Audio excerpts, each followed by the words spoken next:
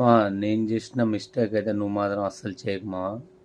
అదేంటంటే నేను ఒక బిజినెస్ చేయాలనుకున్నా. అంటే లైఫ్లో ఇంతవరకు ఏం చేయలేదు కాబట్టి ఏదో ఒక బిజినెస్ స్టార్ట్ చేయాలని అనుకున్నా.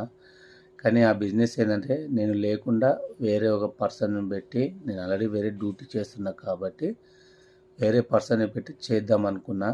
అయితే ఒక దగ్గర ప్లేస్ చూశాను. ప్లేస్ కూడా అంత మంచిగా ఉంది, లొకేషన్ అంత మంచిగా ఉంది. కాకపోతే అక్కడ పెట్టే ఫుడ్డు మనం చేయడానికి రాదు నాకు. కాబట్టి ఒక పర్సన్ పెట్టి చేయాలని చెప్పి అనుకున్న బిజినెస్. కానీ ఆ పర్సను తో మేము ఫోన్లో మాట్లాడినప్పుడు చాలా క్లారిటీగా వాడు వస్తా వస్తా వస్తా అని చెప్పి చాలా చెప్పిండు.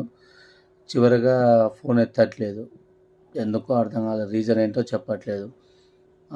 అంతకుముందు ఒకడేమో దాదాపు ఒక 2-3 మెంబర్స్ ఇట్లనే చేశారు మామ. అలా చేశారు మామ. తర్వాత నాకు అనుభవం లేదు, ఫస్ట్ టైం కాబట్టి. ఆ షాప్ అతనేమో అడ్వాన్స్ ఇస్తారా లేక వేరే వాళ్ళకి ఇవ్వాలా, అడ్వాన్స్ ఇస్తారా వేరే వాళ్ళకి ఇవ్వాలని చెప్పి ఒకటే ఫోర్స్ చేస్తే సడన్గా వచ్చేసి ఒక 5,000 రూపాయలు అయితే అడ్వాన్స్ ఇచ్చేసినాం మామ.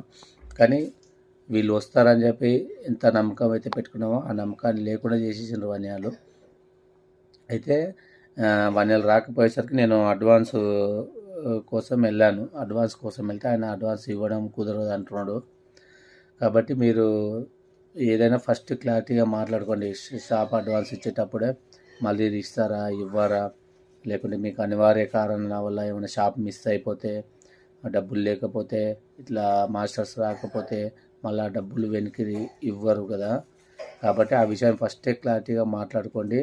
నేను అనవసరంగా 5,000 రూపాయలనైతే లాస్ అయ్యాను, ఏం చేయకుండా లాస్ అయ్యాను. కాబట్టి మీరు అలాంటి మిస్టేక్ చేయకుండా అన్నీ పర్ఫెక్ట్గా ముందే మాట్లాడుకొని మెయిన్గా మాస్టర్ని అందరం పర్ఫెక్ట్గా సెట్ చేసుకొని మంచి లొకేషన్ సెట్ చేసుకొని మంచి బిజినెస్ స్టార్ట్ చేసుకొని హ్యాపీగా ఉండండి ఫ్రెండ్స్. కాబట్టి ఎవరు డబ్బులు లాస్ కాకూడదని మనస్ఫూర్తిగా కోరుకుంటున్నా.